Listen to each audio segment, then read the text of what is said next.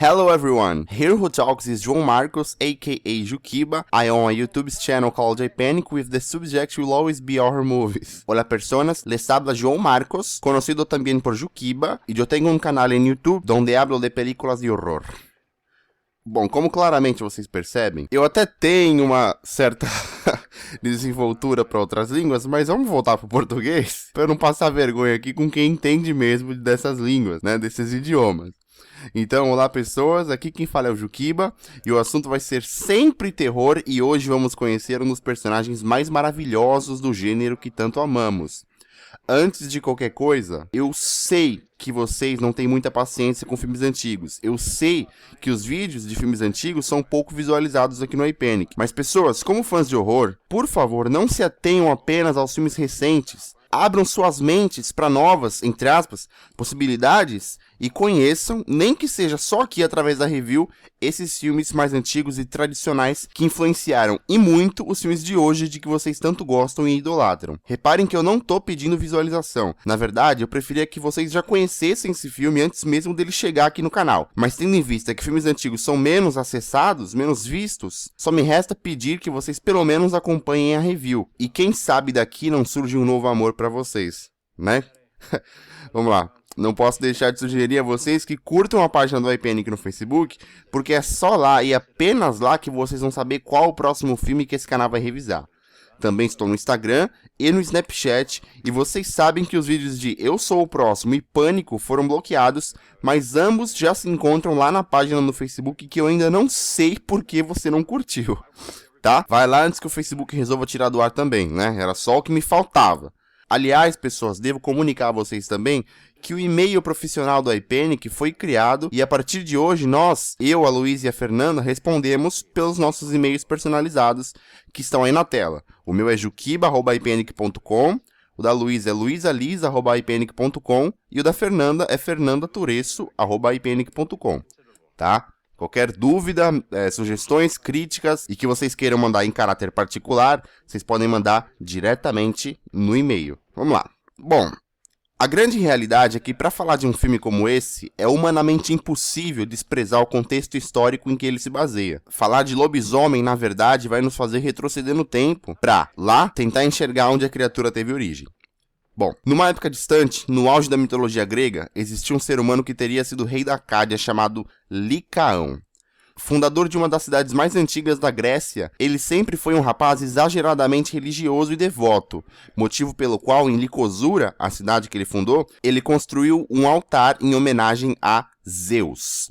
Quando eu digo que ele era exageradamente religioso, nós sabemos que tudo em exagero pode se tornar perigoso. O radicalismo, em qualquer tipo de situação, pode ser algo prejudicial se usado de forma indevida. A religiosidade compulsiva de Licaão o fazia sacrificar vidas humanas em sua cidade. E esse tipo de atitude fez ele perder pontos com a própria sociedade que ele governava. Ou seja, com sua comunidade, ele perdeu a moral. E quem perdeu, perdeu.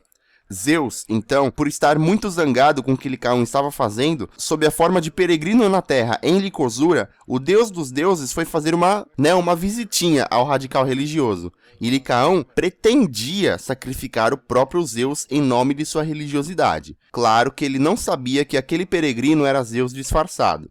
Mas um vento bateu na mente de Licaão e lhe passou pela cabeça a possibilidade daquele peregrino ser um deus. E então, ao invés de sacrificar Zeus, Licaão lhe serviu um banquete feito de carne humana. Essa teria sido a gota d'água para o deus dos deuses, que, enfurecido, lascou fogo no palácio de Licaão e transformou um rapaz num lobo.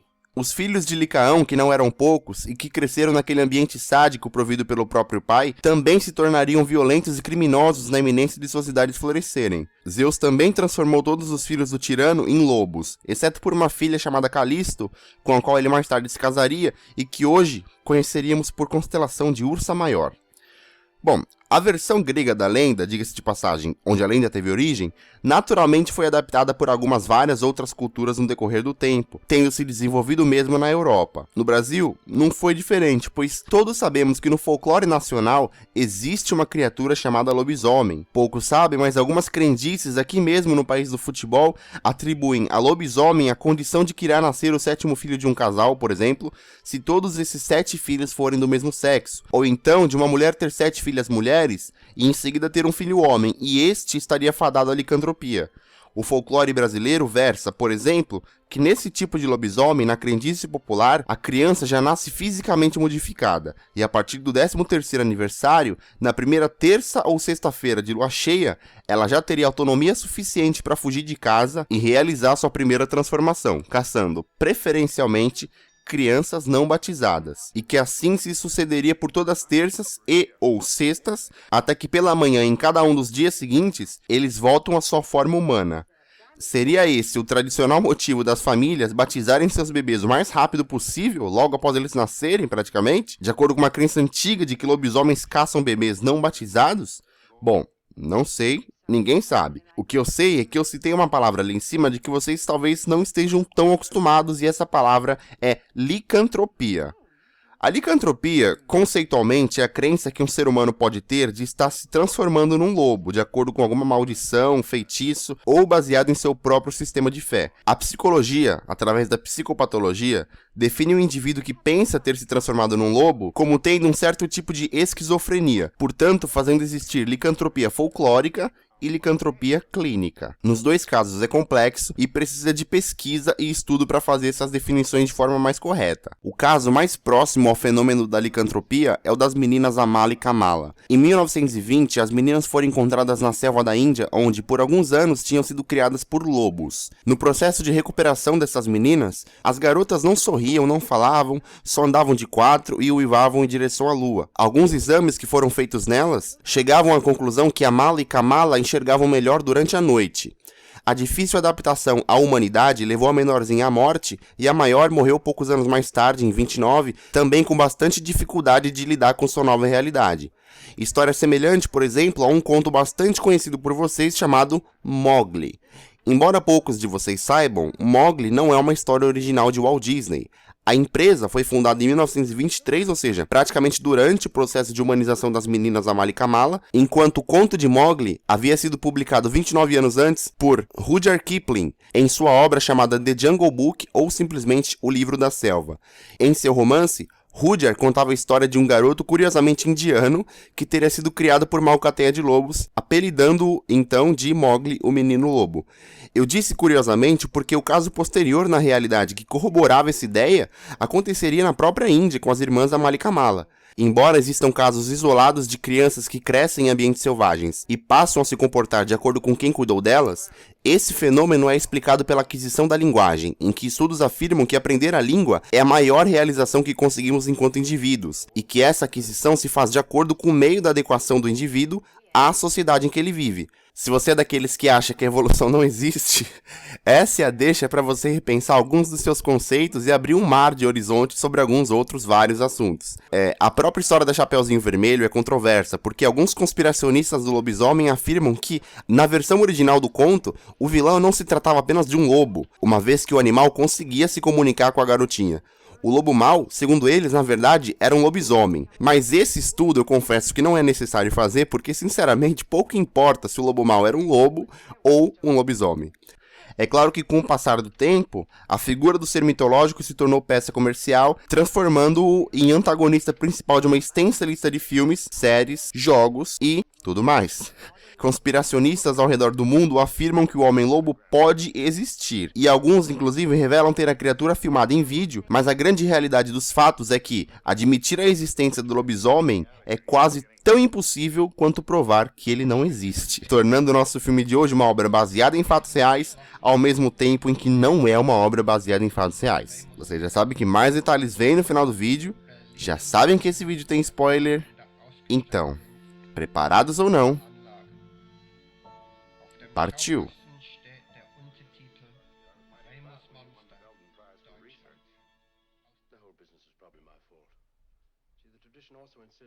Lawrence Talbot, carinhosa e simplesmente conhecido como Larry Talbot, sai dos Estados Unidos e vai até a Europa visitar a mansão de seu pai, no país de Gales. Larry conversava com seu pai sobre como algumas coisas mudaram desde que eles se separaram um pouco, afinal, faziam praticamente 18 anos que eles não se viam. John Talbot, pai de Larry, era um notável cientista e por isso morava num castelo imponente. Ganhador de prêmios, por consequência, ele tinha muita grana, e parte dessa grana ele resolveu investir no moderno telescópio para a época, a fim de aprimorar seus estudos de astronomia e principalmente sobre a Lua. Quando a última parte do telescópio chegou ao castelo, Larry fez o teste e, através do instrumento, observou por uma janela um pouco distante a dele algo que lhe encantou e fatalmente lhe fez cair nas graças de uma mulher chamada Gwen Conliffe.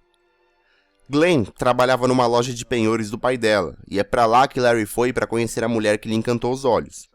Mesmo sem precisar, apenas por um pretexto para ir lá, ele acabou comprando uma bengala de madeira bastante particular, cuja parte de cima, que a mão segura, era de prata e havia nela um desenho detalhado de lobo junto a uma estrela de 5 pontas, que, segundo o que Glenn e toda aquela região acreditava, significava o símbolo do homem-lobo. Ela até citou um poema tradicional da região que dizia mais ou menos assim, abre aspas, até mesmo um homem de coração puro que reza todas as noites pode converter-se num lobo ao nascer os lacônicos sob a lua de outono. Antes de comprar a bengala, o Larry também perguntou sobre a tal história da estrela de 5 pontas, o pentagrama que tinha desenhado na prata junto ao desenho do lobo. Gwen lhe explicou que todo homem-lobo tem essa marca, e vê essa marca na palma da mão de sua próxima vítima. Agora parem todos, se acalmem e vamos todos olhar para as palmas de nossas mãos.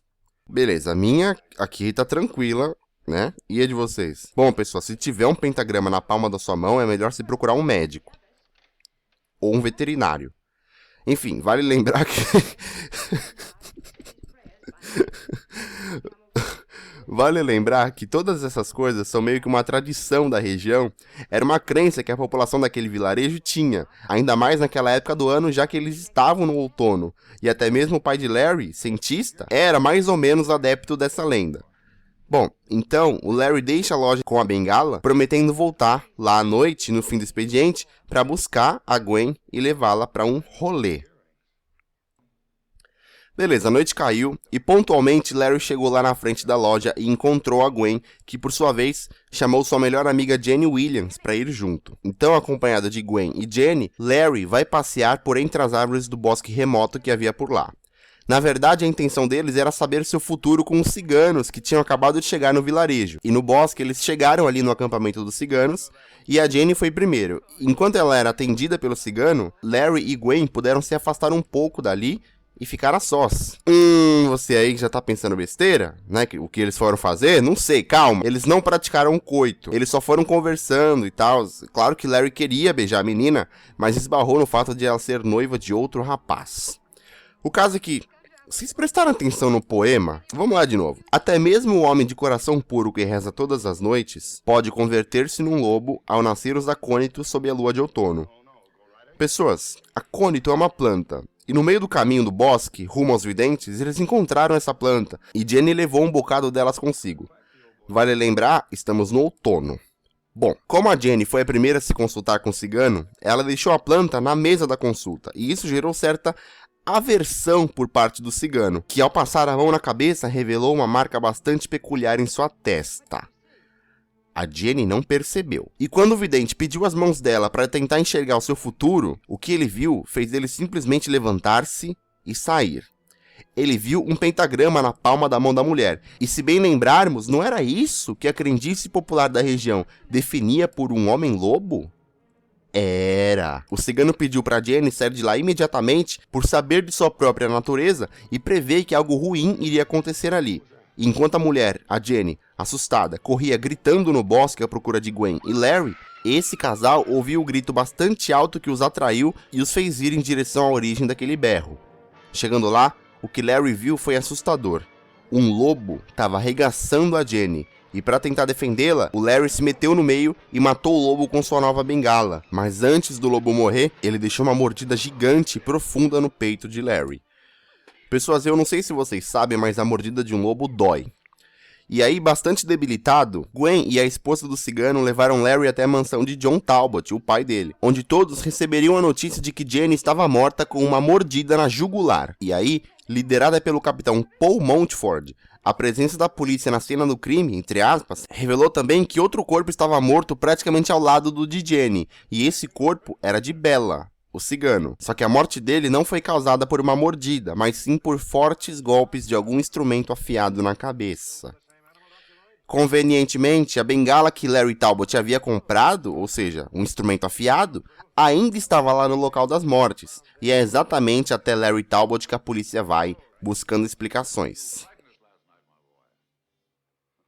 Já era pela manhã do dia seguinte quando o capitão da polícia Paul Montford e o médico da família Dr. Lloyd foram até a mansão de John visitar seu filho ferido, mordido por um lobo na noite anterior.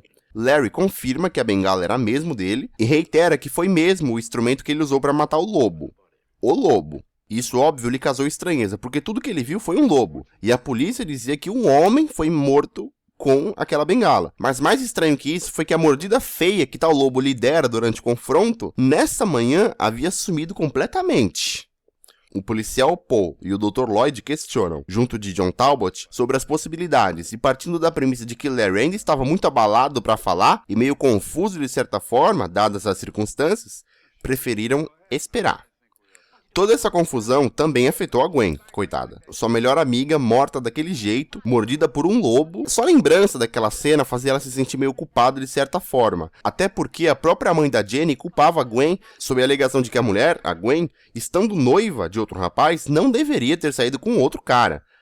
Malandramente, Frank Andrews, então, o noivo da Gwen, pediu à sua prometida que se afastasse de Larry, pois sua intuição sobre ele não era das melhores. E aí, para distrair um pouco a cabeça de sua futura esposa, Frank a leva num festival que estava acontecendo no vilarejo, e por lá, o casal encontra Larry Talbot sozinho e vigiado de longe por seu pai e o policial Paul Montford.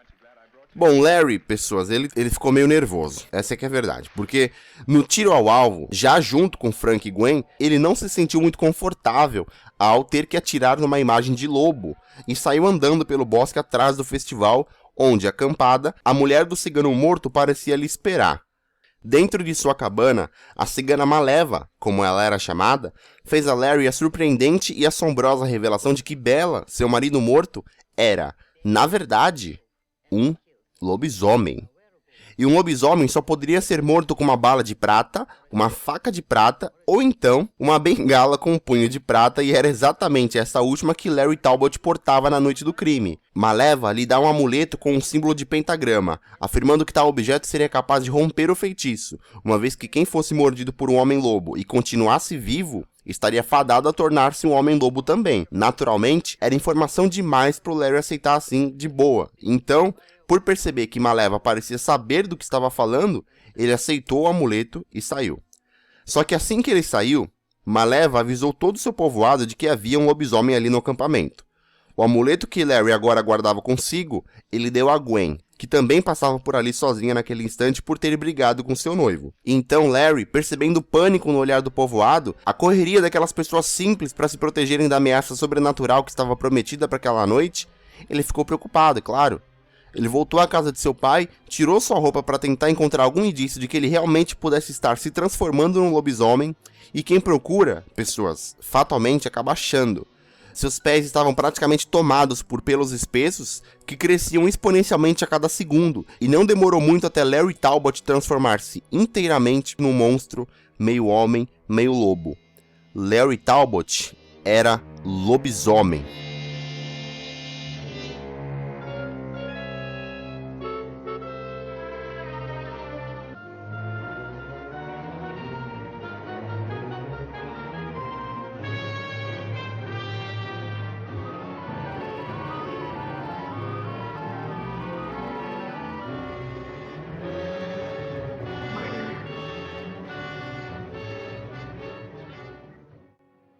Então, só para relembrar os motivos para ele ter se transformado, era noite de outono, e de acordo com a poesia, mesmo o homem mais religioso dos homens poderia tornar-se lobo, quando a lua brilhante do outono reluzisse sobre os acônitos. Vocês já sabem que o acônito é uma planta. O que vocês não sabem é que é uma planta venenosa, e essa espécie é chamada de Aconitum lycoptonum, e não é um feitiço do Harry Potter isso. Essa espécie, especificamente, é conhecida como mata-lobos, pois versam as lendas que o acônito enfraquece esses animais. Bom, então Larry matou um lobisomem, né, o cigano, e de acordo com o que Maleva disse, aquele que mata um lobisomem e é mordido pelo mesmo e continua vivo, fatalmente acaba se tornando um homem-lobo. Então, Larry Talbot era um lobisomem, e como tal, encharcado de pelos por todo o corpo, ele matou o coveiro do cemitério com uma mordida na jugular. E foi para casa antes que a polícia chegasse por lá, a partir dos gritos e uivos que ecoaram pela silenciosa madrugada. Tá, o problema é que, quando Larry voltou para casa, ainda sob a forma de lobisomem, ele deixou pegadas, né? E pela manhã, ao acordar, ele percebeu as pegadas em seu quarto e limpou as que ele conseguiu. E o pai dele comunicou ele que na noite passada, o coveiro do cemitério local foi morto supostamente por um lobo, cujas pegadas levaram até a mansão de John. Larry, óbvio, né, se faz de desentendido, mas ao conversar sobre isso com seu pai, ele fica meio agoniado. O pai dele, como cientista, não acredita que o homem possa passar a ter características físicas de um lobo, mas a mente, essa sim pode ser comprometida através da licantropia, coisa que já definimos lá no começo. Hora, então, de ir à igreja. A comunidade estava abalada com as duas mortes praticamente seguidas, né? Tanto a de Jenny quanto a do coveiro. Isso sem contar a morte de Bella, mas como ele era um cigano, pagão, a comunidade meio que abandonou isso. Para a mãe de Jenny não havia dúvida, pois soava estranho o fato dessas mortes acontecerem justamente ao mesmo tempo que Larry Talbot voltou à cidade. Instantes antes da missa, em homenagem às mortes começar, o Larry não se sentiu muito à vontade de entrar na igreja e voltou para casa, né? O que era um sinal de aversão. Horas mais tarde, na mansão, reunido com o Dr. Lloyd, o policial Paul Montford e seu pai, e até mesmo Frank Andrews, o noivo de Gwen, quando todos pensavam numa forma de pegar e capturar o lobo que provavelmente matou a Jenny e ao coveiro, de acordo com as mordidas, e nesse último caso, com as pegadas que foram encontradas, Larry revela: não havia lobo, havia lobisomem. É claro que a princípio ele não afirmou que o lobisomem era ele, mas perguntou a todos, principalmente ao doutor, se havia cura para esse tipo de distúrbio, digamos assim. Mas esbarrou no fato do médico acreditar, tal como John Talbot, que o único lugar em que um homem pudesse virar um lobo seria em sua mente, numa enfermidade causada talvez por uma hipnose coletiva, onde, mesmo que ele, a vítima, não acredite ser um lobo, como define a licantropia, todos em sua volta o faziam sentir como tal. E como distúrbio da mente, poderia curar-se através apenas da psicologia e psiquiatria. Sem sequer acreditar no rumo que aquela conversa estava tomando, os caras falando de lobisomem, olha que viagem. O Paul e o Frank preferiram montar uma armadilha no bosque a fim de pegar o lobo de que eles acreditam ter sido o verdadeiro responsável por 2 das 3 mortes. Naquela noite, Larry Talbot transformou-se em lobo mais uma vez, e agindo como um ser irracional, ele caiu na tal armadilha, e o policial Paul, junto com alguns homens, procuraram seu rastro. Na verdade, eles procuravam o rastro de um lobo comum, né? Mas quem encontrou a criatura primeiro foi Maleva. A cigana proferiu algumas palavras que pareciam ter certo poder, e imediatamente o lobisomem voltou à forma de Larry Talbot como ser humano, que conseguiu despistar quem estava ajudando na caça. Ele acordou a Gwen e revelou que precisava partir, porque ele teme fazer mal a mais pessoas, principalmente a própria mulher que lhe encantou os olhos. Agora a pergunta que não quer calar é: vocês lembram que o lobisomem vê um pentagrama na mão de sua próxima vítima? Então, o Larry viu na palma da mão da Gwen, e no mesmo instante saiu de lá e voltou para a mansão, ainda planejando fugir de tudo e todos. Ele avisou seu pai que precisava fugir, e assumiu a responsabilidade pela morte de Bella, o cigano, alegando que inicialmente o cigano era um lobisomem, e que ao matá-lo com a bengala de prata e ser mordido, isso lhe deu a ele, Larry, a marca do pentagrama, o mesmo símbolo que ele acabara de ver na mão da Gwen. John ainda acha que seu filho está louco, que seu problema é psicológico. Observando a resistência de seu pai em acreditar nele, o Larry pensou em se entregar para a polícia, mas John teve uma ideia melhor, entre aspas. Em seu quarto, ele prendeu seu filho amarrado a uma cadeira em frente à janela, trancou todas as portas e janelas do castelo para provar para ele que, o que quer que fosse que ele estivesse pensando, essa coisa de lobisomem era coisa apenas de sua cabeça. Mas John precisava sair, pois a polícia o chamava lá fora para conversar, pois para aquela madrugada era planejada uma força-tarefa, a caça do famigerado lobo. Vamos lembrar que até então, para todos, era inadmissível a ideia do lobisomem. No bosque, então, está John, pai de Larry, o policial, Paul Montford, o Dr. Lloyd e outros homens prontos para atirar em qualquer coisa que se mexesse na escuridão. Tá. O John foi lá no bosque, organizou tudo e tal, mas ele precisava voltar para casa para acompanhar seu filho, para ficar junto de seu filho. Mas a espreita no bosque estava Maleva, a cigana, que despertou a atenção do Talbot pai. John acusa a mulher de encher a cabeça de seu filho com essa baboseira, segundo ele, de lobisomem e tal. A cigana estava quase entrando na mente do rapaz, assegurando-lhe que era impossível que John em nenhum instante não tivesse dado o benefício da dúvida a seu filho, de tipo, e se o Larry estiver falando a verdade? E se ele for mesmo um lobisomem? O som de disparos chamou a atenção de John, que foi correndo de volta à força-tarefa. O lobisomem estava lá, mas as balas não o acertaram, e mesmo se tivessem acertado, não nos esqueçamos de que o lobisomem só morre com balas de prata. Até a Gwen apareceu no bosque depois de ouvir os disparos. Ela encontrou a cigana e a cigana disse para ela sair de lá o mais rápido possível. Algumas horas mais cedo, vocês lembram? Larry Talbot viu nas mãos de Gwen o símbolo do pentagrama, característica que só a próxima vítima do lobisomem demonstraria. E ambos estão no mesmo bosque, Larry e Gwen. O lobisomem à espreita corre atrás de Gwen, ao mesmo tempo que vários homens da força-tarefa, munidos de tochas para auxiliá-los na escuridão, estão correndo atrás do lobo. Até então eles não acreditavam na história do lobisomem.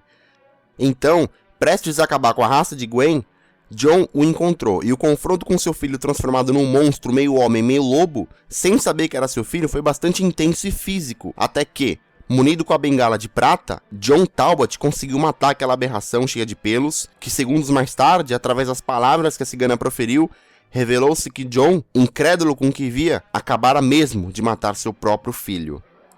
A força-tarefa chegou no local e viu apenas a versão humana de Larry Talbot morto. A polícia ficou aquela versão de que tal lobo atacou a Gwen, que ainda estava perto dali, e que Larry a salvou da morte, quando na verdade o homem-lobo nada mais queria do que levar a mulher que lhe encantou os olhos numa tarde de outono.